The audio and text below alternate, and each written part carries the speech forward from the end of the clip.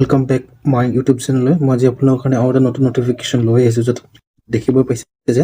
Assam cooperative বেংকৰ কাৰণে হয় এপেক্স বেংকৰ হয় আপোনালোকৰ পোষ্ট আছে কন্ট্ৰেকচুৱেল বেচিছত হ'ব আপোনাৰ পোষ্ট নেম হ'ল ডোমেইন এক্সপাৰ্ট টোটেল ভেকেন্সি দুটা আছে আপোনালোকৰ জব লোকেশ্যন গুৱাহাটীত হ'ব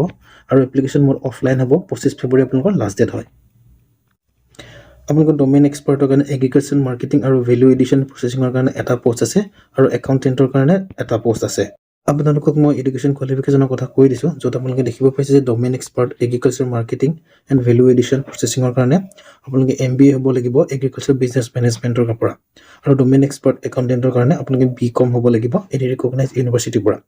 আৰু আপোনালোকৰ এক্সপিৰিয়েঞ্চৰ কথা কৈ দিছোঁ মই এগ্ৰিকালচাৰ মাৰ্কেটিঙৰ কাৰণে আপোনালোকে 3 বছৰ এক্সপিৰিয়েঞ্চ লাগিব এগ্ৰি বিজনেছ এগ্ৰি মাৰ্কেটিং আৰু ভেলু চেইন ডেভেলপমেণ্টৰ আৰু একাউণ্টেণ্টৰ পোষ্টৰ কাৰণে মিনিমাম আপোনাৰ 3 ইয়াৰ্ছ এক্সপিৰিয়েঞ্চ হ'ব লাগিব একাউণ্টিং অডিটিং আৰু ষ্টেচুটৰী কমপ্লেইন্টছৰ কাৰণে মই এজ লিমিটৰ কথা কৈ দিছোঁ য'ত আপোনালোকে দেখিব পাইছে যে 25 পৰা 40 বছৰ হ'ব লাগিব আৰু আপোনালোকে এপ্লিকেশ্যন ফিছৰ কথা কৈ দিছোঁ আপোনালোকে 500 দিব লাগিব নন ৰিফাণ্ডেবল আপোনালোকে ডিমাণ্ড ড্ৰাফ্ট দি পে'মেণ্ট কৰিব লাগিব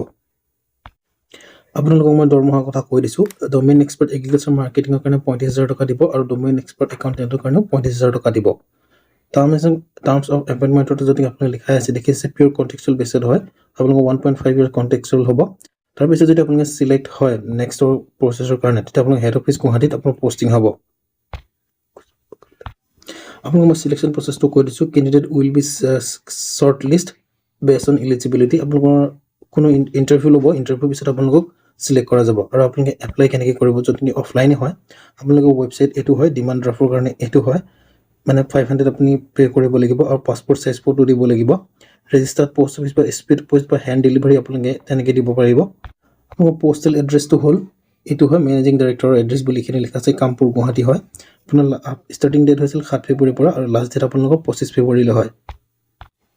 এইটো অফিচিয়েল নটিফিকেশ্যনৰ লিংকটো হয় আপোনালোকে ইয়াত ক্লিক কৰিলে অফিচিয়েল নটিফিকেশ্যনৰ লিংকটো পাই যাব মানে আপোনালোকে এপ্লিকেশ্যন ফৰ্মখন পাই যাব আৰু এইটো অফিচিয়েল ৱেবছাইটটো হয় আপোনালোকে ইয়াত ক্লিক কৰিলে অফিচিয়েল ৱেবছাইটত যাই কিনে চেক কৰি চাব পাৰিব